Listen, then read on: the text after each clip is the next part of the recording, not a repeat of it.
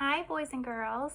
So I'm making another video, and this time I'm going to read the book to you called Bubba the Cowboy Prince. It is a fractured Texas tale, kind of like the fables or the folk tales that we've been reading the past couple of weeks. This is also a tale that someone has kind of fabricated. That means that they have maybe blown up the story, made it bigger than what it actually is, and even changed the story from what you're used to hearing. This story is a variation of Cinderella. That's why I had you read Cinderella on Get Epic, is so that you can see the differences and the similarities between Cinderella and Bubba. Okay, you ready? I love this book. It is one of my favorites, and you're going to get to hear a little bit of a country twang while I'm reading this one, okay? It's a lot of fun. This is written by Helen Ketteman, and the illustrations are by James Warhola. See? Instead of a princess like Cinderella, we have a prince. All right, here we go. Bubba the Cowboy Prince, a fractured Texas tale. Already seeing some differences. Remember, Cinderella had pumpkins and mice. We got an armadillo and a lizard, a boot instead of a glass slipper. I'm seeing differences already. Once a strapping young feller named Bubba lived on a ranch with his wicked stepdaddy and his hateful and lazy stepbrothers, Dwayne and Milton. Bubba's stepdaddy spoiled Dwayne and Milton to no end, but Bubba worked from sun up to sundown, doing the chores of 3 ranch hands. Bubba never complained though. He loved ranching. Ranch hands are people who work on ranches. So there's the evil stepdaddy, and then here's Milton and Dwayne. And there's Bubba trying to break a horse.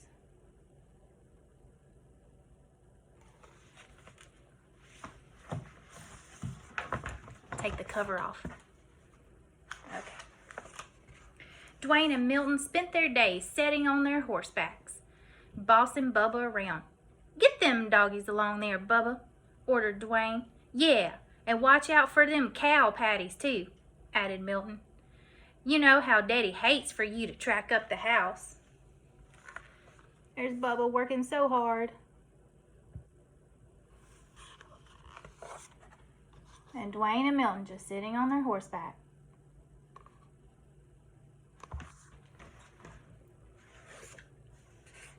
Now, Miss Lurleen, who lived down the road a piece, was the prettiest and richest gal in the county. She owned the biggest spread west of the Brazos, and she loved ranching too.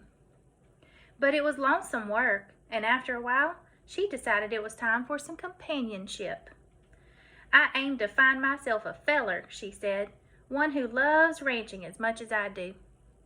And it wouldn't hurt if he was cute as a cow's ear either." Miss Lurleen decided to throw a ball. She sent invitations to the ranchers in Texas.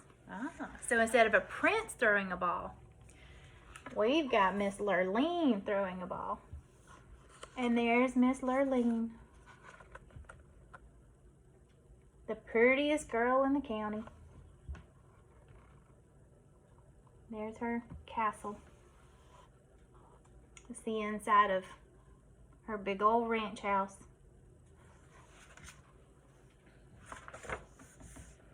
Soon the day of the ball arrived. Milton and Dwayne spent all day getting gussied up in their finest duds. Bubba about ran himself ragged waiting on them. "Bubba," shouted Dwayne, "fetch my bolo tie." "Bubba," shouted Milton, "get my boots polished." "Bubba," shouted his wicked stepdaddy, "brush them horses and wash that wagon." Just like Cinderella, he's running around doing everything for everybody. Washing that horse. Look at, they're just in the background watching. See how he's doing everything for everybody? Just like Cinderella.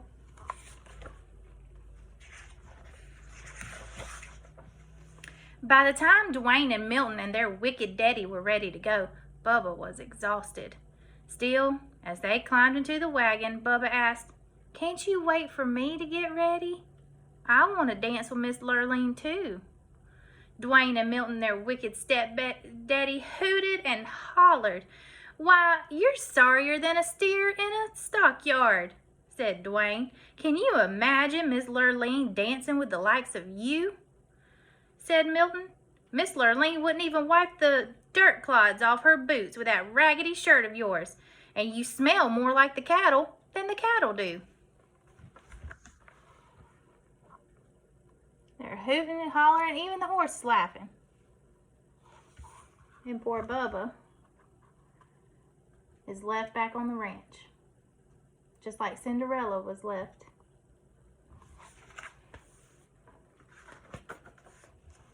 Bubba took a look at himself. It was true. He didn't have a decent shirt to wear, his boots were downright disgraceful, and he did smell a bit rough. Milton and Dwayne were right. Miss Lurleen wouldn't dance with the likes of him. Bubba hung his head. He felt lower than a rattlesnake in a gully. Milton and Dwayne and their wicked stepdaddy went off to the ball. Bubba mounted his horse and headed for the pasture to check on the herd. The sky was getting darker, and a black bull at midnight. The sky was getting darker than a black bull at midnight. It looked like a Texas thunderstorm was brewing. I hear a lot of similes in here too. Comparing the sky to a black bull at midnight. See the sky getting darker? I wonder who's coming now.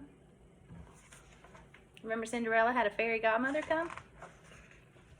Bubba had just arrived at the cow pasture when a bolt of lightning struck, knocking him off his horse. Bubba was stunned for a moment. But when he picked himself up, he heard a voice. "Go to the ball, Bubba," said the voice. Bubba looked around. No one was there except for him and the cows. There's that bolt of lightning that knocked him off his horse.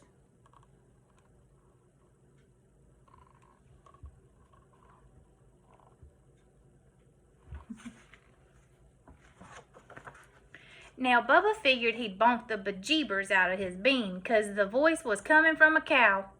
She chewed her cud for a moment, then said, "I'm your fairy god cow, and I can help you go to the ball." Bubba sat up, rubbing his head. "I'd like to go, Miss God Cow, but shoot, I don't have a thing to wear." The fairy god cow swished her tail, and Bubba's raggedy clothes changed into the handsomest cowboy duds he'd ever laid eyes on.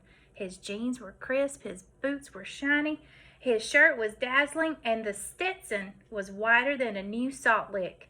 "Why, I look downright pretty," said Bubba. Just by looking at this, what do you think a Stetson is? It said that his Stetson was as white as a salt lick. We know salt is really white. What on him is really white? It could either be his jacket or his hat. Well, I know that the author said these were his cowboy duds, his clothes. So I'm thinking that Stetson is his hat. There's a god cow just chewing her cud. You know Miss Johnson's got to be silly sometimes.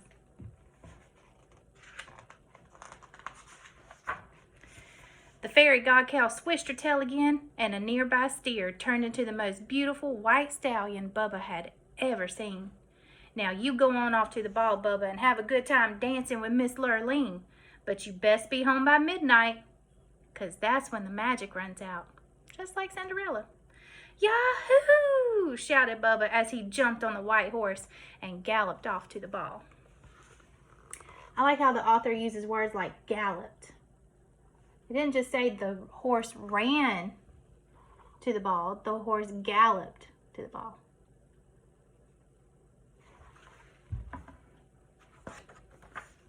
When Bubba arrived, the hoedown was in full swing, but every time Miss Lurleen finished a dance, she yawned. "There goes another $10 Stetson on a 5-cent head," she complained. Where are all the real cowboys? By the time it was Bubba's turn to dance, with Miss Lurleen, it was almost midnight. Soon as she saw Bubba, Miss Lurleen's eyes lit up. "Why, you're cute as a cow's ear," she said. Bubba blushed, then took Miss Lurleen in his arms and started dancing. Dwayne and Milton turned purple with jealousy. "Who is that dude?" said Dwayne. "I don't recollect seeing him before, but he looks a mite familiar," said Milton. "Do something," said their wicked stepdaddy, or their wicked daddy. "That cowboy is winning Miss Lurleen's heart." Look at them. See the jealousy on their face? There's Miss Lurleen and Bubba dancing.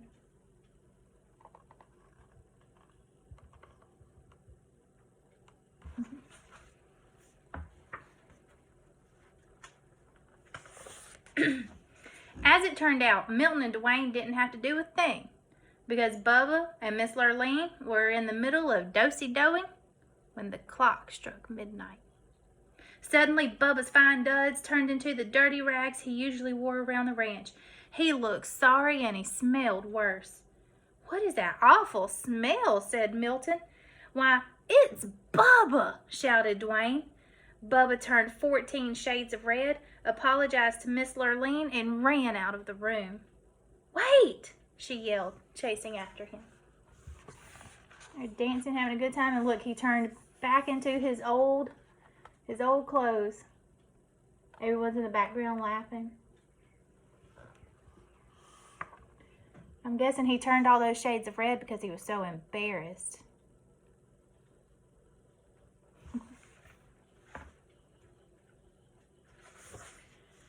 But Bubba didn't wait. He jumped on his cow and lumbered into the night. In the ruckus, he lost one of his dirty cowboy boots. Miss Lurleen clasped it in her arms. "This is the boot of a real cowboy and the man I want to marry, and I aim to find him." Miss Lurleen went back inside, and though she asked everybody at the ball, nobody knew who this mysterious cowboy was. Nobody except Dwayne, Milton, and their wicked daddy, that is. But they weren't talking. Remember, they want to marry Miss Lurleen. So they're not going to say anything. Look, his horse turned back into a steer.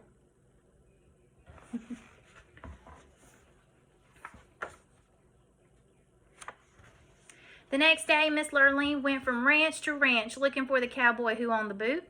When she came to Dwayne and Milton's ranch, both brothers tried the boot on, but it didn't fit.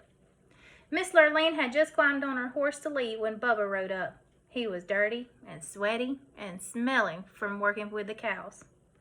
And he was only wearing one boot.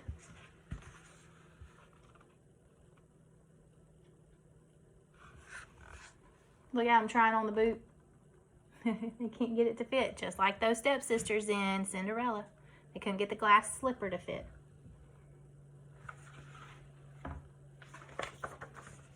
Miss Lurleen jumped off her horse and ran over to Bubba. "Try this on," she cried. Bubba took his dirty old boot and pulled it on. "Much obliged, ma'am," he said, blushing. It fit perfectly. "You're my prince and cowboy boots," shouted Miss Lurleen. "I'd recognize that smell anywhere. Marry me, cowboy, and help me work on my ranch." Dwayne and Milton and their wicked daddy threw chicken fits. There he is trying on the boot. You see how happy Miss Lurleen is? And they're over here throwing chicken fits.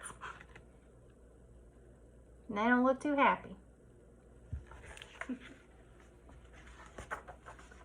But Bubba just smiled, and he and Miss Lurleen rode off into the sunset.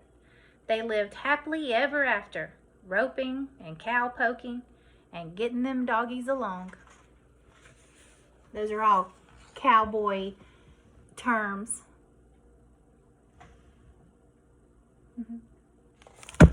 I hope you enjoyed this book as much as I did. There's the God cow on the back.